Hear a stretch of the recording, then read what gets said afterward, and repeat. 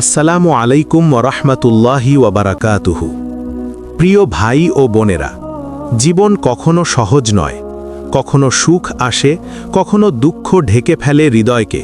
কিন্তু মনে রাখবেন, যে দোয়া বান্দার অন্তর ভেঙে আল্লাহর দরবারে পৌঁছায়, সেই দোয়াই বদলে দিতে পারে পুরো জীবন। আজ আমি যে গল্পটি শোনাতে যাচ্ছি, এটি শুধু একটি গল্প নয়, এটি একটি হৃদয়ের পরিবর্তনের গল্প। একটি দোয়া কিভাবে মানুষের ভাগ্য উল্টে দিতে পারে তার বাস্তব সাক্ষ্য। একটি দোয়া বদলে দিল জীবন। নিশ্চয়ই আল্লাহ কোনো জাতির অবস্থা পরিবর্তন করেন না যতক্ষণ না তারা নিজেরা তাদের অবস্থা পরিবর্তন করে। সূরা আর-রাদ 13-11। হতাশার কালো মেঘ। এককালে রফিক শহরের বুকে পরিচিত ছিল তার উদ্যম, মেধা আর সদা হাস্যোজ্জ্বল মুখের জন্য। কিন্তু গত 3টি বছর তার জীবনটা যেন এক অতল গহ্বরে তলিয়ে গেছে। ব্যবসায় পরপর লোকসান, বাবার অসুস্থতা এবং ঋণের বোঝা, সব মিলিয়ে রফিক এখন এক একাকী, বিষণ্ণ এক মানুষ। তার রাতের ঘুম উধাও, আর দিনের আলো তার কাছে মনে হয় এক অভিশাপ। তার ফার্মেসির এক কোণে ধুলোর আস্তরণ জমেছে। একসময় এই ফার্মেসি থেকেই তার পরিবারের স্বপ্ন ডানা মেলেছিল। এখন সেখানে বসে সে কেবল শূন্য দৃষ্টিতে রাস্তার দিকে চেয়ে থাকে, যেখানে শত শত মানুষ জীবনের স্বাভাবিক ছন্দে এগিয়ে চলেছে। রফিকের কাছে মনে হয় আল্লাহর রহমত শুধু অন্যদের জন্য, তার জন্য নয়।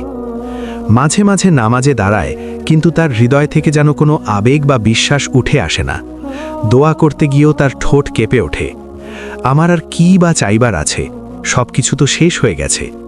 এই হতাশার দেওয়াল তার ঈমানকেও গ্রাস করছিল। একদিন আসরের নামাজের পর মসজিদের সামনের চত্বরে রফিক বসেছিল। এমন সময় সাদা ধবধবে পাঞ্জাবি আর টুপি পরা এক সৌম্য দর্শন বৃদ্ধ তার পাশে এসে বসলেন। তিনি এলাকার নতুন আগত আলিম আব্দুল্লাহ সাহেব। আসসালামু আলাইকুম বাবা, আলিম সাহেব মৃদু কণ্ঠে বললেন। রফিকের দিক থেকে কোনো উত্তর এলো না, শুধু একটা মাথা নাড়ানো। আলিম সাহেব হাসলেন। শুনেছি আপনার ব্যবসা বেশ কঠিন সময়ের মধ্য দিয়ে যাচ্ছে, তাই না? রফিক দীর্ঘশ্বাস ফেলে বলল, কঠিন না হুজুর, শেষ হয়ে গেছে। সব চেষ্টা করে দেখেছি, যতবার উঠে দাঁড়াতে চেয়েছি ততবারই পিছলে পড়েছি। মনে হচ্ছে আল্লাহ আমাকে পছন্দ করেন না। আলিম সাহেব শান্তভাবে তার দিকে ফিরলেন। তার চোখে ছিল গভীর মমতা। শোনো বাবা, তিনি বললেন, আল্লাহ কি জানেন না যে আপনি কষ্টে আছেন? তিনি কি জানেন না আপনার প্রয়োজন কি? অবশ্যই জানেন। কিন্তু আপনি কি জানেন, দোয়া শুধু প্রয়োজন পূরণের জন্য নয়, দোয়া হলো আল্লাহর সাথে বান্দার প্রেমময় কথোপকথন। রফিক চমকে উঠল। প্রেমময় কথোপকথন? আলিম সাহেব বললেন, আমি তোমাকে একটি বিশেষ দোয়ার কথা বলবো। এই দোয়াটি হয়তো তোমার জীবনের প্রতিটি সমস্যা সমাধান করবে না, কিন্তু এটি তোমার মন এবং আত্মাকে বদলে দেবে। আর যখন অন্তর বদলে যায়, তখন বাহিরের জগতও বদলাতে শুরু করে। জীবন বদলানোর সেই দোয়া। আলিম সাহেব রফিকের কাঁধে হাত রাখলেন এবং ধীরে ধীরে একটি দোয়ার অর্থ বোঝালেন। এটি ছিল একটি গভীর অর্থবহ দোয়া, যা বান্দাকে সরাসরি আল্লাহর উপর পূর্ণ আস্থা স্থাপন করতে শেখায়। দোয়াটি হল, আল্লাহুম্মা আইন্নি আলা যিকরিকা ওয়া শুকরিকা ওয়া হুসনে ইবাদাতিকা। অর্থ, হে আল্লাহ, আপনি আমাকে সাহায্য করুন যাতে আমি আপনাকে স্মরণ করতে পারি, আপনার শুকরিয়া আদায় করতে পারি এবং আপনার উত্তম রূপে ইবাদত করতে পারি। আলিম সাহেব ব্যাখ্যা করলেন, দেখো রফিক, আপনি সম্পদের জন্য, সুস্থতার জন্য কিংবা সফলতার জন্য দোয়া করতে পারতেন, কিন্তু এই দোয়াতে আপনি কি চাইছেন? আপনি চাইছেন আল্লাহর সাহায্য, তাকে স্মরণ করতে, তার শুকরিয়া আদায় করতে এবং তার উত্তম ইবাদত করতে। তিনি আরও বললেন, যখন আপনি এই 3টি জিনিসকে জীবনের কেন্দ্রবিন্দুতে রাখবেন, 1. আল্লাহর স্মরণ, জিকার, তখন আপনার অন্তর থেকে হতাশা দূর হবে। 2. আল্লাহর শুকরিয়া, শুকর, তখন আপনার চোখে যা আছে তা বড় হয়ে উঠবে, আর যা নেই তার আক্ষেপ ছোট হবে। 3.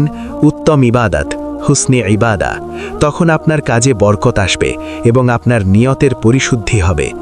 আপনি আপনার পরিস্থিতি বদলাতে বলছেন না, আপনি বলছেন, হে আল্লাহ, আপনি আমাকে সেই বান্দা বানিয়ে দিন যিনি আপনার সন্তুষ্টির যোগ্য। যখন আল্লাহ আপনাকে সেই বান্দা হিসেবে কবুল করে নেবেন, তখন আপনার জীবন আপনি যা চেয়েছেন তার থেকেও অনেক বেশি সুন্দর হয়ে যাবে। তিনি আপনার অন্তর দিয়ে সব কিছু বদলে দেবেন। পরিবর্তন এবং প্রতিদান। সেই রাত থেকে রফিকের জীবন নতুন মোড় নিল। সে ঘুমানোর আগে ঘুম থেকে উঠে নামাজের পর সারাক্ষণ সেই দোয়াটি আন্তরিকতার সাথে পড়তে শুরু করল। প্রথম পরিবর্তন, মানসিকতা। রফিকের চোখ থেকে হতাশার চশমা সরে গেল। সে এখন তার জীবনের ছোট ছোট নিয়ামতের জন্য আল্লাহর শুকরিয়া আদায় করে। সে উপলব্ধি করল তার স্ত্রী এখনও তাকে সমর্থন করে, তার মা তাকে দোয়া দেন এবং তার মাথার উপর একটি ছাদ আছে। এগুলো কোনো অংশে ব্যবসায়ের লোকসানের চেয়ে কম নিয়ামত নয়। দ্বিতীয় পরিবর্তন, কাজে বরকত। দোয়া এবং ইবাদতের মাধ্যমে তার নিয়ত পরিশুদ্ধ হল। সে শুধু অর্থের জন্য কাজ করা ছেড়ে দিয়ে আল্লাহর সন্তুষ্টির জন্য, মানুষের সেবার জন্য ফার্মেসির কাজ শুরু করল। মানুষের সাথে তার ব্যবহার আরও বিনয়ী হল। স্থানীয় একজন গরিব রোগীর জন্য সে বিনামূল্যে ওষুধ দেওয়ার সিদ্ধান্ত নিল। এই আন্তরিকতা এবং বিনয়ী ছিল মোড় ঘোরানো মুহূর্ত। সেই গরিব রোগীটি ছিল এক বড় সরকারি কর্মকর্তার পুরনো বন্ধু। রফিকের ব্যবহারের কথা শুনে সেই কর্মকর্তা মুগ্ধ হলেন।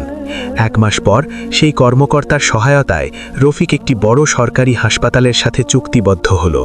ফার্মেসি আবার রমরমা হয়ে উঠল। কিন্তু এবার রফিক শুধু সফল ব্যবসায়ী নয়, সে একজন আল্লাহর কাছে আত্মসমর্পণকারী বান্দা।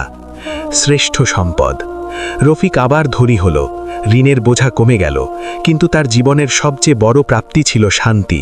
সে আর সম্পদের পিছনে ছুটত না, বরং আল্লাহর সন্তুষ্টির পিছনে ছুটত। সে এখন বুঝেছে দোয়া হলো একটি চাবি, যা আমাদের অন্তরকে আল্লাহর রহমতের ভাণ্ডারের সাথে সরাসরি যুক্ত করে দেয়। আর যখন আমরা আল্লাহর স্মরণ, শুকরিয়া এবং উত্তম ইবাদতের জন্য দোয়া করি, তখন আল্লাহ আমাদের সেই শক্তি, ধৈর্য এবং পথ দেখান, যা আমাদের জাগতিক জীবনকে সফল এবং পরকালের জন্য আলোকোজ্জ্বল করে তোলে। তোমরা আমাকে ডাকো, আমি তোমাদের ডাকে সাড়া দেব। সূরা গাফির 40-60। আপনার কি এই গল্পটি থেকে আরও কোনো মোটিভেশনাল পয়েন্ট নিয়ে আলোচনা করতে বা এই ধরনের অন্য কোনো ইসলামিক ছোট গল্প শুনতে ভালো লাগবে?